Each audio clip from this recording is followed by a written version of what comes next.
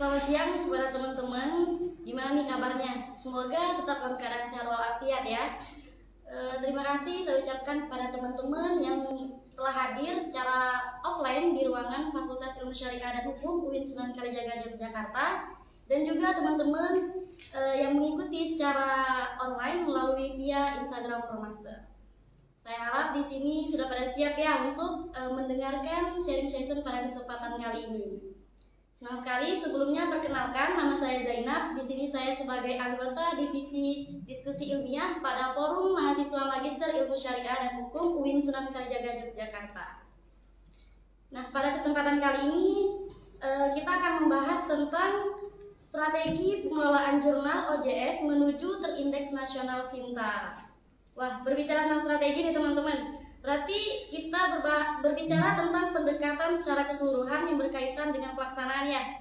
Apalagi untuk mahasiswa S2 khususnya yang sekarang sedang tahap ingin melaksanakan sidang tesis, yang mana salah satu syarat dari terlaksananya sidang tesis tersebut yakni memiliki bukti terbit jurnal karya ilmiah terindeks Sinta. Nah teman-teman, karena narasumber kita sudah membersamai kita di sini, yakni Bapak Mutasim Bila SHMH. Nah teman-teman, di sini beliau sebagai pengelola rumah jurnal Al-Mazahib, sekaligus beliau adalah dosen di Fakultas Ilmu Syariah dan Hukum UIN Sunan Kalijaga Yogyakarta. Baik teman-teman, karena kita memiliki waktu yang sangat singkat, dan ini alhamdulillah beliau dari kesibukan yang ada telah menyempatkan waktunya untuk bergabung bersama kita di sharing session kali ini dengan durasi waktu 30 menit. Bapak, oke, untuk teman-teman yang di Instagram, stay tune ya, kita dengarkan bersama. Semoga menambah wawasan kita dari pengetahuan beliau mengenai strategi pengelolaan jurnal OJS menuju terindeks nasional Sinta. Oke, langsung saja kepada Bapak narasumber kita, yakni Bapak Mutasim Bila SHMH, kami persilakan. Oke, baik. Terima kasih Mbak Zainab ya. Terima kasih Mbak Zainab. Ini suara saya kedengaran apa harus teriak kayak Mbak Zainab? Kedengaran ya? Kalau berbicara tentang pengelolaan jurnal agar menjadi terindeks Sinta, itu kan pertanyaan pertama, apakah S2 Fakultas Syariah itu punya jurnal Sinta atau tidak? Sehingga urgensi pembicaraan kita ini bagaimana membawa, misalkan ada, bagaimana membawa jurnal S2 itu menjadi jurnal yang terindeks Sinta. Kalau tidak ada, apa yang mau dibicarakan gitu. Makanya nanti habis ini kalau bisa teman-teman ajak Pak Kaprodi ataupun Sekprodi untuk bersama-sama membangun jurnal ilmiah ya. Karena itu akan masuk pada penilaian akreditasi juga sebenarnya, akreditasi jurusan punya jurnal atau tidak.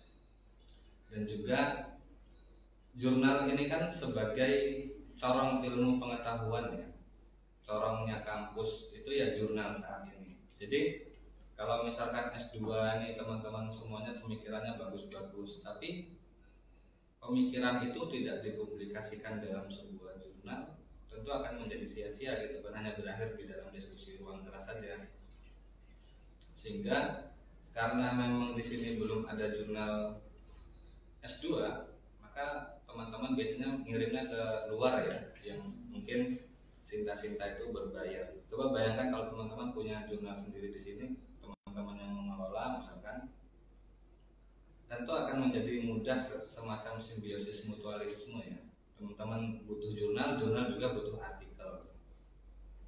Nah, kalau berbicara tentang bagaimana cara mengelola jurnal menuju Sinta, sebenarnya tolak ukurnya pertama adalah ketersediaan artikel ya. Karena mau tidak mau jurnal kalau mengakreditasi harus konsisten menerbitkan artikel-artikel ilmiah. Nah itu yang biasanya dialami oleh jurnal-jurnal yang baru merintis ataupun jurnal-jurnal yang belum terakreditasi Sinta.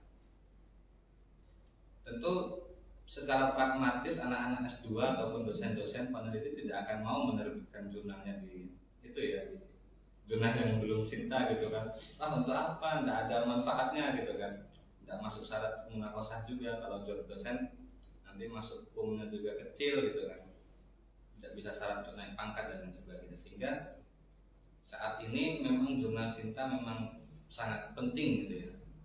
Kalau di syariah sendiri yang cinta itu ada dua. Yang pertama al-ahwal cinta 2, yang kedua asyirah cinta 2, dan lagi proses reakreditasi.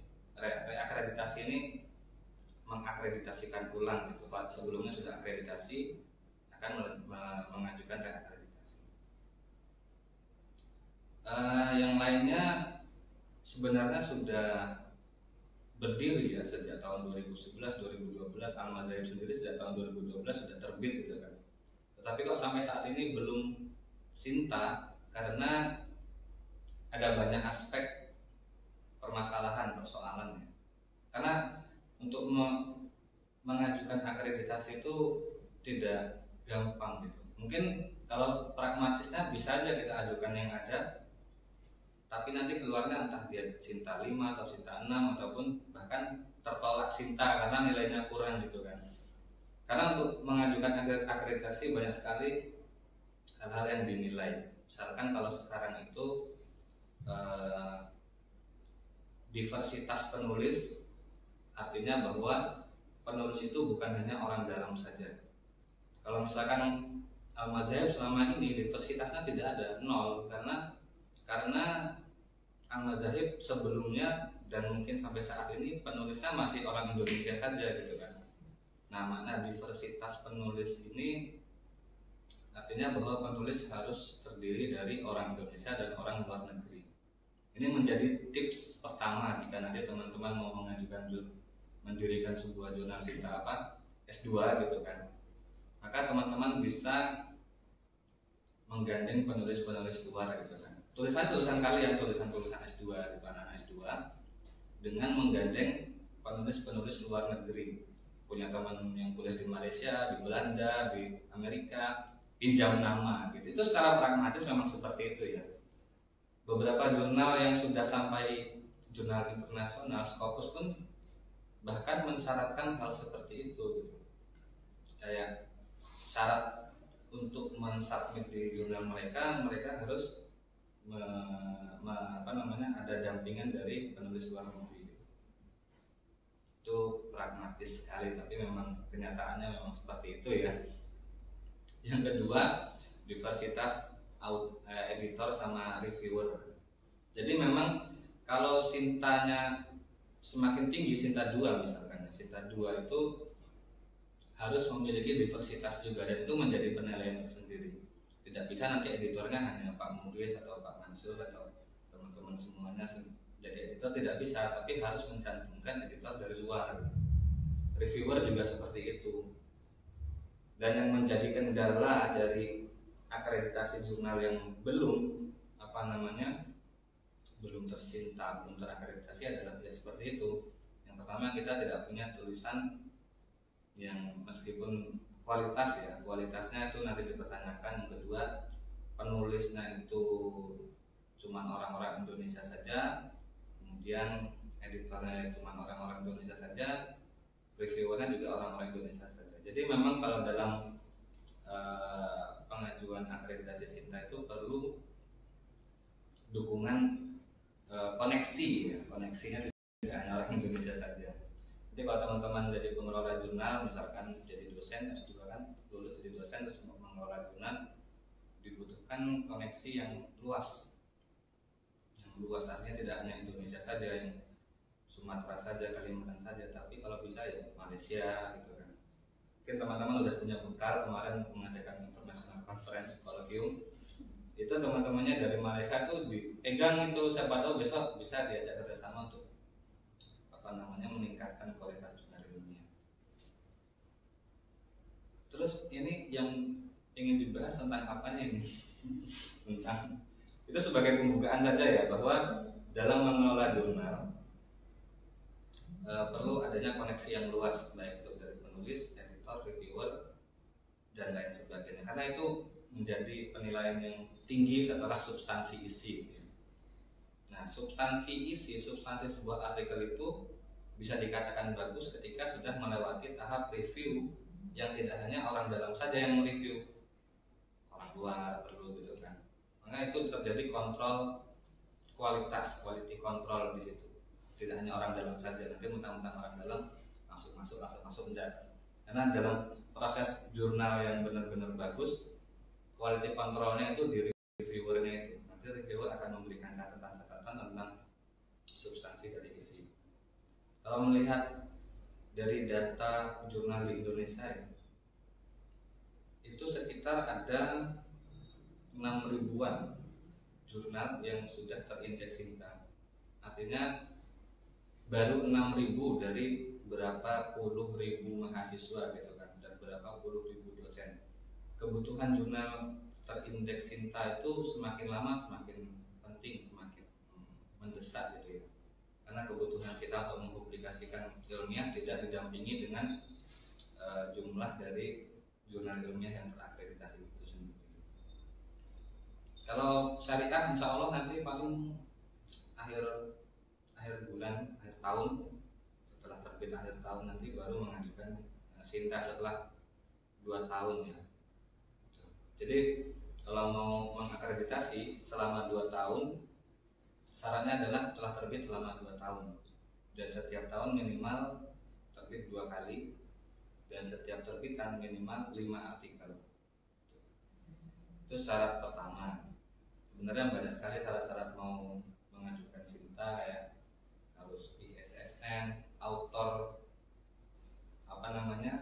etik publikasi, etika publikasi ya, itu harus ada. Nah, yang menjadi permasalahan di pengelolaan jurnal itu berkaitan dengan etika publikasi. Jadi kalau teman-teman sering mendengar cerita ada yang mengirim satu artikel ke banyak jurnal, itu sebenarnya sudah menyalahi etika publikasi ya. Karena pada dasarnya satu artikel hanya untuk dikirim satu jurnal, sampai ada ketentuan apakah jurnal artikel dia diterima atau ditolak gitu.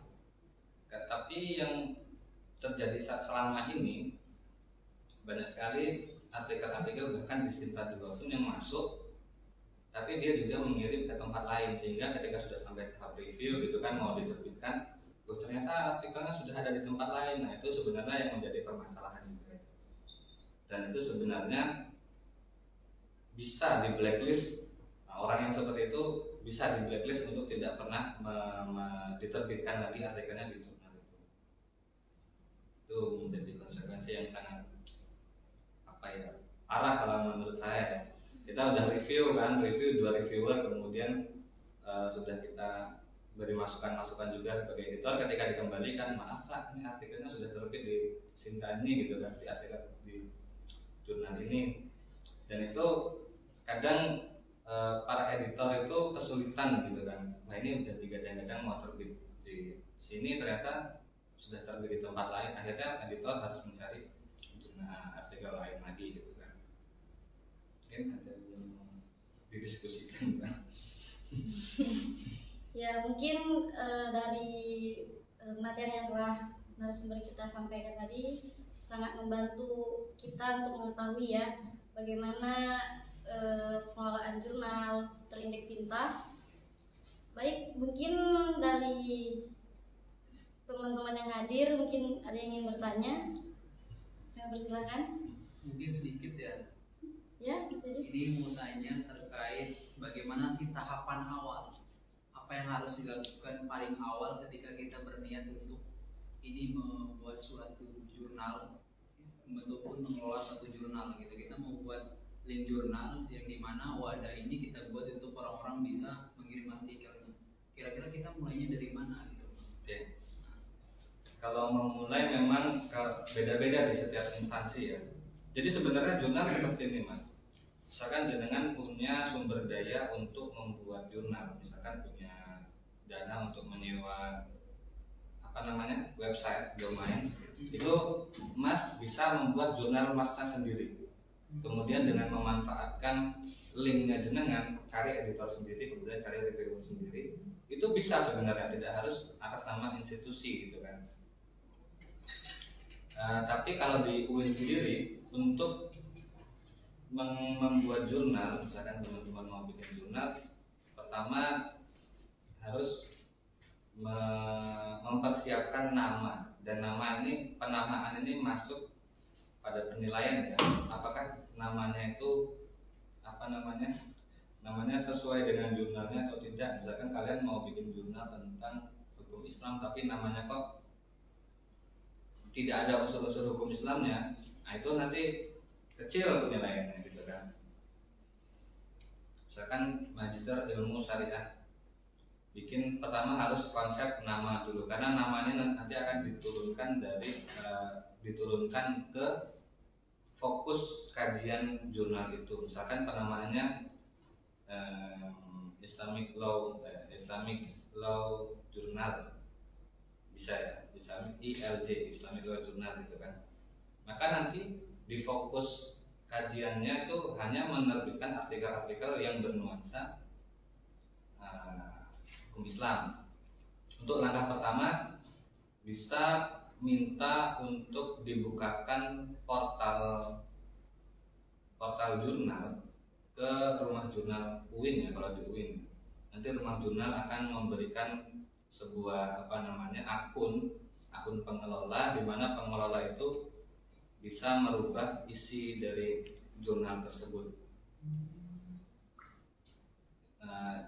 Sebenarnya sangat gampang sih sebenarnya, cuman nanti permasalahannya yang sulit setelah membuat jurnal adalah mencari artikel ya.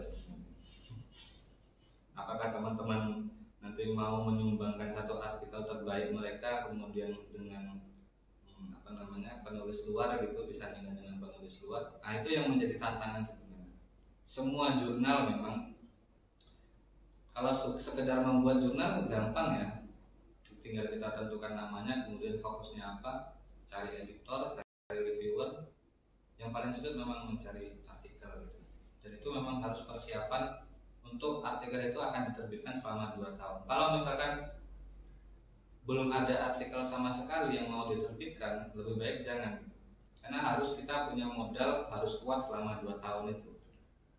2 tahun artinya minimal kita punya 20 artikel yang akan siap diterbitkan. Kalau tidak ada, yang penting jangan gitu kan. Karena sia-sia nanti setelah terbit sekali 2 kali, habis itu tidak ada artikelnya, akhirnya mandek gitu jurnalnya. Baik, Mas Yudi gimana? Iya, masuk. Sudah terjawab ya Kemudian pertanyaan. kalau untuk tahap ini Bang, karena kan kalau kita lihat di suatu jurnal itu kan ada nomor ISBN-nya kalau saya tidak salah, kemudian ada polnya, ada nomornya. Kira-kira itu cara-cara untuk mendapatkan legalitas seperti itu, kita kira-kira mengajukan kemana Bang? Misalnya kayak kita di ini kan misalnya membuat buku kan, kalian pengajuannya di mana itu? Nah, kalau yang ini kira-kira di mana Bang? Kalau jurnal itu sendiri? Kalau jurnal itu sangat teknis sekali dan itu sangat gampang ya. Sekarang syarat pembuatan jurnal itu kan harus ada ISSN, International Serial Number itu, International Standard Serial Number, dan itu sangat gampang didapatkan ketika teman-teman sudah punya nama jurnal, kemudian punya halaman jurnal, kemudian sudah terbit pertama kali. Nah setelah terbit, misalkan sudah terbit 5 artikel, itu tadi tinggal bikin akun di LIPI, kemudian tinggal tulis nama jurnalnya apa, kemudian daftar isinya nanti di screenshot, terus editornya di screenshot, tinggal diupload di situ. Nggak sampai seminggu langsung dapat ISSN. Itu sangat gampang sekali. Kalau dulu kan berbayar ya 200.000 ya, kalau sekarang sudah gratis. Itu secara teknis sangat mudah. ISSN, kemudian DOI. DOI itu kan Digital Object Identifier ya, artinya setiap artikel harus punya nomor seri untuk mengidentifikasi bahwa artikel itu tidak diterbitkan di tempat lain. Nah DOI ini kalau sudah terbit, nah misalkan kayak nyambung ke tadi ya, etika publikasi, kalau sudah terbit di tempat saya nih, sudah dapat DOI, kemudian saya tarik lagi DOI-nya karena ternyata terbit di tempat lain gitu kan, itu akan mengurangi nilai akreditasi jurnal saya gitu. Makanya ketika sudah terbit dan sudah ada doi-nya, ya udah terima aja gitu, jangan sampai ditarik lagi, kasihan jurnalnya gitu. Nah, doi ini kalau di UIN itu gratis ya. Tapi kalau misalkan teman-teman ikut komunitas pengelola jurnal di luar UIN itu berbayar sekitar 1,5 sampai 2 juta per tahun gitu, untuk membuat doi-nya itu. Nah, DOI ini kalau di UIN gratis karena sudah dibayar oleh Rumah Jurnal Pusat. Jadi tinggal bikin aja gitu. Kalau di UIN pembuatan jurnal sangat gampang sebenarnya, tinggal mau atau tidak, ada yang mau ngurus atau tidak. Oke, ini Bapak ada pertanyaan dari teman-teman yang berada di Instagram. Pertanyaannya ini, apakah jurnal selama 2 tahun langsung dipublikasi tanpa ada reviewer, apakah itu bisa untuk terakreditasi? Sebenarnya bisa, tapi akan mengurangi nilai akreditasi karena ada banyak hal yang dinilai. Salah satunya adalah pengelolaan, penyuntingan dan manajemen jurnal. Nah, penyuntingan dan manajemen jurnal itu misalkan kita benar-benar menyunting, artinya manajemen jurnal, daftaran jurnal kita beneran kita kelola dengan baik. Misalkan ada tulisan masuk ke editor kemudian memeriksa sesuai fokus dan skop atau tidak. Kalau sesuai, editor harus menghapus nama dan instansi dari penulis, baru kemudian artikel yang kosongan itu yang tidak ada namanya itu dikirim ke reviewer, nanti reviewer kasih catatan dikembalikan lagi ke editor kembalikan lagi. Nah itu manajemen jurnal ya, penyuntingan dan manajemen jurnal, tapi nilainya hanya 19 gitu. Sebenarnya kalau itu tidak dilakukan bisa untuk mengajukan akreditasi atau tidak? Sebenarnya bisa, tapi dia akan kehilangan 19 poin. Jadi kalau di jurnal ada penilaian dari 0 sampai 100. Misalkan 0 sampai 100 itu nanti kalau kita kehilangan 19 poin, otomatis kita sudah kehilangan kesempatan untuk dapat masuk ke Sinta 1. Sinta 1 kan nilainya 85 sampai 100 kan. 85 sampai 100 itu kalau dapat nilai 85, 86 itu akan langsung Sinta 1. Tapi kalau kita tidak melaksanakan itu, otomatis kita akan kehilangan 19 poin kesempatan kita untuk masuk ke Sinta 1. Dan turun ke Sinta 2. Itu belum dikurangi dengan nilai-nilai lainnya ya. Kayak substansi artikel 41. Nah, substansi artikel yang nilainya paling besar 41. Apakah artikel itu benar-benar memberikan dampak ilmiah ataupun benar-benar memberikan dampak bagi khazanah keilmuan atau tidak, itu yang diperiksa secara substansi, dan itu nilai yang paling besar ya 41. Lainnya hanya kayak penampilan, apakah jurnalnya eye catching atau tidak, penamaan jurnal ini sesuai atau tidak, itu cuma 2. Kelembagaan ini kayak bekerja sama dengan asosiasi pengelola jurnal gitu kan, bisa kan. Kalau di Indonesia ada Rumah Jurnal Indonesia, jadi kalau di sini ada Rumah Jurnal UIN gitu. Asosiasi Kelembagaan Penerbit. Sebenarnya bisa gitu. Ada lagi? Ini teman-teman udah pada nerbitin jurnal belum ya? Udah ya? Udah aman ya? Belum. Nanti tunggu Al-Mazhab sudah Sinta ya? Siap Bapak. Oke. Kalau udah Sinta nanti boleh anak S2 kirim ke Al-Mazhab, tapi syaratnya 2. Ada coba. Kalau nggak berbayar harus ini, kalau nggak mau bayar harus mencari penulis dari luar dari luar negeri gitu. Nggak apa-apa, yang penting penulis luar negeri gitu. Siap Bapak. Nggak, itu bercanda. Oke, mungkin ada lagi yang bertanya? Ya karena keterbatasan waktu kita juga Bapak, mungkin udah 30 menit ya? Iya, sudah sadar ya Pak ya? Sadar baik. Sedikit menambahi, berarti peningkatan kualitas dan kuantitas jurnal akreditasi nasional dan jurnal internasional bereputasi itu menjadi suatu yang penting ya Pak ya? karena dalam rangka untuk mewujudkan perguruan tinggi menjadi universitas riset gitu Pak. Oke, mungkin cukup sekian. Terima kasih kepada narasumber kita yang sangat luar biasa untuk ilmunya. Baik, mungkin sampai di sini saya akhiri. Wassalamualaikum warahmatullahi wabarakatuh. Waalaikumsalam warahmatullahi wabarakatuh. Udah nih.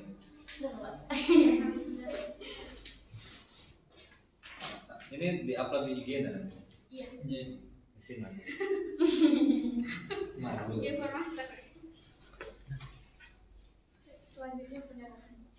penyerahan sertifikat. Waduh, terima kasih. 1, 2, 3. 1, 2, 3. Enggak ada seriusan atau di sini. 1, 2, 3. Oke. Terima kasih. Ini untuk saya nih. Mantap sekali ini. Kita nggak foto rame-rame dulu Iya, materinya. Mau teman-teman DI juga dong. Oh iya, udah jadi mundur dah. Program DI. Ya